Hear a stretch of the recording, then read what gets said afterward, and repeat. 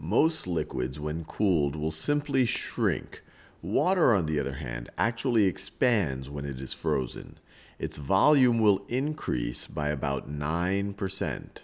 Suppose you have 1/3 of a gallon of water that gets frozen. What is the volume of the ice that you now have?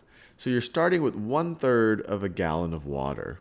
And they tell us that when it gets frozen, when it turns into ice, its volume is going to expand by 9%. So the new volume is going to be your existing volume. So this is the original volume. 1/3 of a gallon.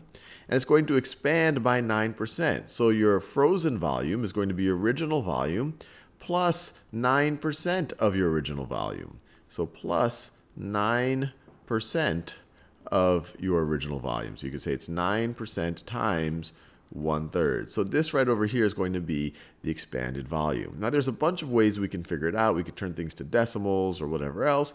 But they tell us to express your answer as a fraction. So let's make sure that everything here is a fraction, and then we'll just try to simplify. So the one thing that's sitting here that is not a fraction is our 9%.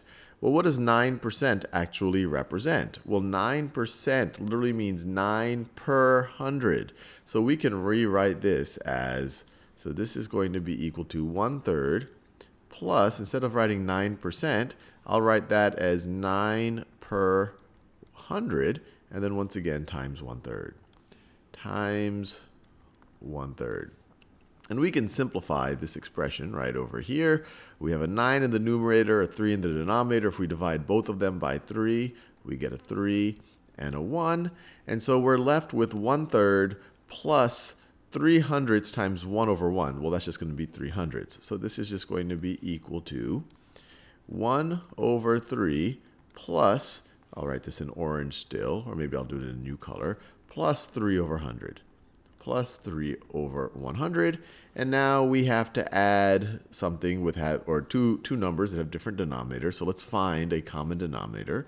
So this is going to be equal to, well, the least common multiple of 3 and 100, and they share no common factor, so it's really just going to be the product of 3 and 100. The least common multiple is 300. So it's going to be something over 300 plus something over 300. Now, to go from 3 to 300 in the denominator, you multiply by 100. So you have to multiply the numerator by 100 as well. So 1/3 is the same thing as 100 over 300.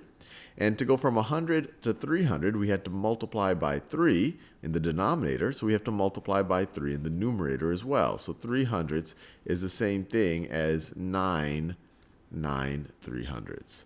And now we're ready to add. This is going to be 100 plus 9 over 300, which is 109 over 300. So this is the volume of ice that I now have expressed as a fraction.